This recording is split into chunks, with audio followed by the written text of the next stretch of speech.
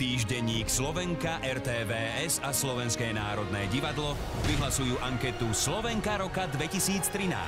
V kategórii Biznis a manažment sú nominované Klaudia Vollnerová. Mojou prioritou je odovzdať svoje skúsenosti a vedomosti svojim najbližším spolupracovníkom tak, aby boli schopní prevziať zodpovednosť a boli dôslednými následovníkmi riadenia ekonomiky našej firmy. Andrea Cisárová. Moja profesia pre mňa znamená pomáhať tým, ktorým nikto nevie pomôcť, alebo pomáhať tým, ktorí tú pomoc najviac potrebujú. Tatiana Nátna. Chcela by som veľmi, aby ľudia kdekoľvek idú alebo čokoľvek robia, hlavne keď relaxujú, boli spolu so svojou rodinou.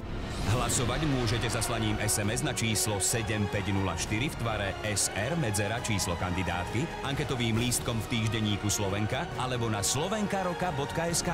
Na jedného z vás čaká dovolenka na Sicílii pre 2 osoby.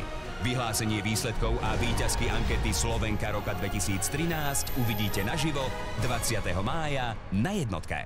Anketu podporili generálny partner Prvá stavebná sporiteľňa, exkluzívny partner Zlaté kúpele Turčianske Teplice, hlavní partneri Unifarma Prvá slovenská lekárnická akciová spoločnosť, Diamonds International Corporation, Shopping Center Mirage, Gamo a cestovná kancelária Hydrotour.